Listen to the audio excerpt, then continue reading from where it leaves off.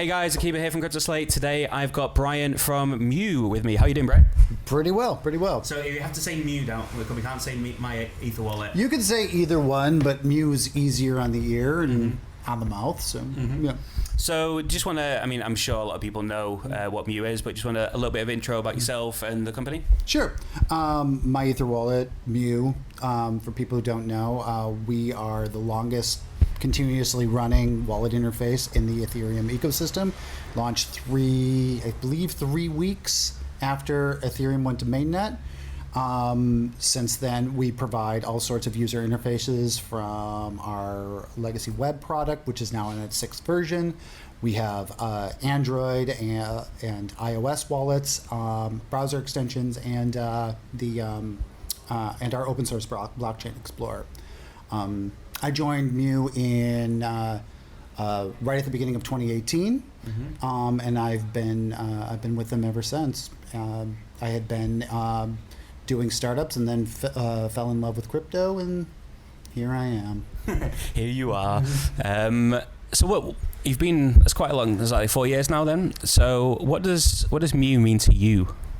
What does MEW mean to me? I think that one of the things that is very important to me about MEW is that we stay close to the ideals of what blockchain technology is supposed to represent, like empowering users, empowering people to take control of their assets, and really educating people. I think of us as an education tool. Lots of people tell us, you are our first wallet, and that means a lot to us. We want to be your current wallet as well. Yeah, no, I was just saying to you, it was my first wallet. Yeah, it's we have always brought new people into the space and exposed them into this world, and I think at our core, that's our mission. Our mission is to make bring people in and make this comprehensible so people can find the thing that they love about it. Do you think the user experience of crypto wallets is good enough for mass adoption? No. Does that include yourself? No. Yeah, it does. It does. We are if we thought that we had finished, we would we're open source. We can walk away and you can fork the code and fork our interface and continue to use it long after we're gone. So if we thought our work was done, we'd be done. But wallets have to adapt to the use cases that are emerging, and that's a constant struggle. You don't know where this space is going to go, and you can't necessarily be everything to everyone at the time that it's needed. And so you have to choose. You have to make your you have to choose your priorities carefully, and you have to iterate on the product to give it as broad an appeal as possible. Without sacrificing things like user security and best practices to keep users safe. So what do you say is your biggest UX challenge? The biggest UX challenge? I think I think as a space as a whole, the thing that we have, there's a couple of things. One, new users coming into the space don't understand what they're interacting with necessarily. They don't understand where there's a socialization process there.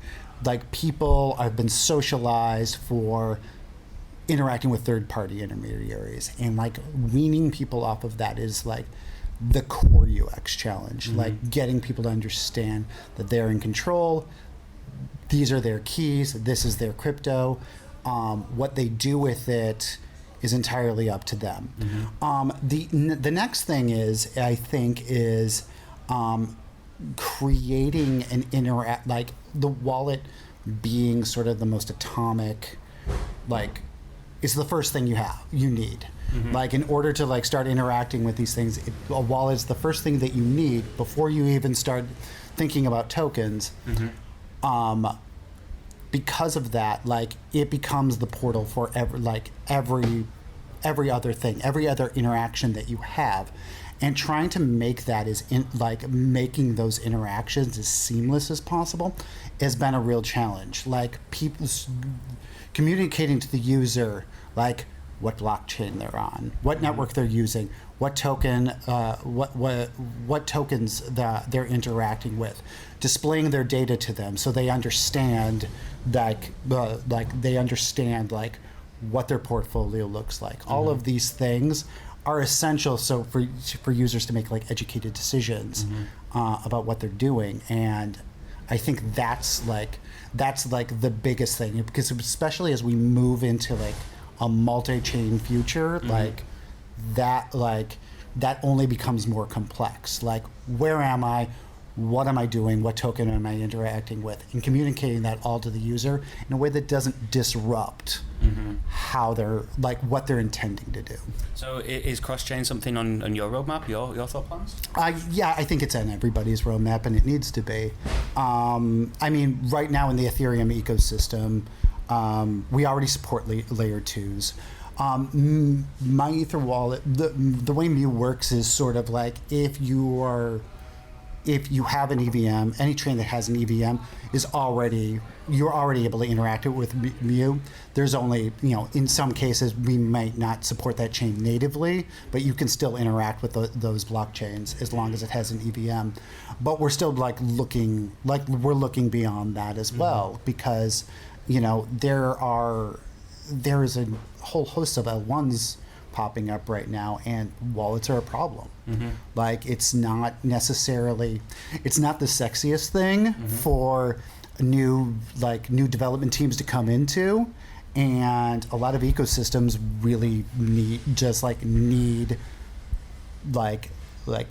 wallet support that is intuitive and kind of addresses works to address all of those issues that I just kind of discussed. So in regards to some of those challenges, do you think more needs to be done, and do you have any ideas on how we can improve the signing part of wallets? I know I saw a post on Twitter the other day that was suggesting that if a contract requests a set approval for all on NFTs, there should be a big red banner saying you probably don't want to do this because it will give them access to everything that you own. Do you think that there's messaging there that can be improved? It's kind of a specific question, and I don't know if I'm the best person to answer it. One of our technical team members might be able to answer it better. What I do think, though, one of the things I know that we've interacted with is it's hard. You can warn the user all you want. Like they said, the banner, you probably shouldn't do that. We did something like that.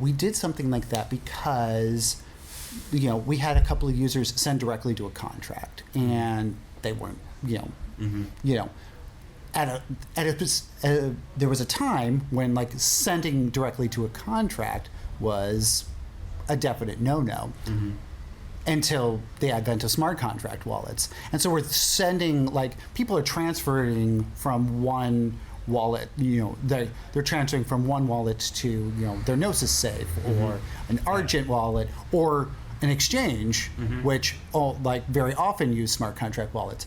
And throwing up a banner like that, and throwing up a banner like this is a smart contract. Sending this transaction might be unsafe, and we were doing this for many legitimate wallets. And it's those kinds of things we kind of learned these kind of blanket warnings as the industry evolves, these things don't necessarily always stand the test of time, and sometimes they don't last a month because of how quickly things move. So there's definitely improvements that can be made, but what they are it has to be judged on a case by case basis. Yeah, it's a really good point. What do you think are some of the best ways to stay safe when it comes to sort of backing up private keys? Because I think that's obviously again another sort of potential roadblock for new users, knowing that they've got to keep these set of words safe somewhere. How can they do that? I think that one of the things if you're worried about your keys, hardware wallets are the way to go. Understanding that you have you can have a bunch of wallets, on on one private key. It is one set of words that you need to keep safe. And, as long as you're not obviously the more wallets that you have, the more risk you take on. And obviously this is something that the industry also has to solve. This can't go on. This can't go on forever, but for the right now, I would say that just the best thing for you to do is physically write it down and keep it where you keep your important things. They're so more common than anything else. You can put these things in people etch them in steel. They they buy those those stainless steel wallets and they bury them in their backyard. But the chances of you misplacing it because you're just not thinking about a piece of paper is far more likely than fire or natural disaster. It's it's usually user error, and so just understand that it's important and keep it where you keep all of the other things that mean a lot to you: passports, social security cards, and things like that. So, what are you looking to learn at events like ECC and other events during a bear market? They call bear markets builder markets. It's a thing we like to tell ourselves to keep ourselves from crying. But I think it's also the part of the one. I was talking to someone the other day, and they made a really good point, saying that it allows you to separate the signal from the noise and know what your real users want. That is absolutely true, and as much of a coping mechanism as it might be to talk like this, it's like it has the benefit of being 100% true. It really does have focus you on what problems people are trying to solve, because once the potential gains aren't astronomical, and everybody's not fighting after fight after higher valuation or the bigger token drop or number go up. It becomes about what can this technology solve? Where can we go from here? What's the next thing? What's the next thing that we're going to innovate on? And you really do have to come to these things. You have to meet people face to face to really get an understanding of what their teams are doing and how they're addressing problems and seeing where those synergies are. Because as a wallet provider, we see ourselves as not just we're not just here to keep users safe. We're also here to give our users an experience, and knowing what's coming. So knowing what's coming down the road is really important. And so that's why events like this are really important. So talking about what's coming down the road, not asking for financial advice, but you personally, what would be an event or a moment that for you would indicate a potential reversal back towards a bull market? That's very difficult to say. I think that, right now, this market this bear is different than others. This is the first time that a crypto market has really gone through what is a global economic event. Bitcoin's never seen a recession before. No, and it was it came after the last Great Recession, and how it fares right now remains to be seen. And so it's hard to we are a little bit in uncharted waters. This is going to test the resiliency of the ecosystem in ways that are not going to be quite as predictable as before. What I will say is that I think that I'm looking forward to seeing the next iteration of what NFTs become, because there was a lot of hype. There was a lot of it generated a lot of interest. the industry has changed because of it, some for the positive and some for the negative.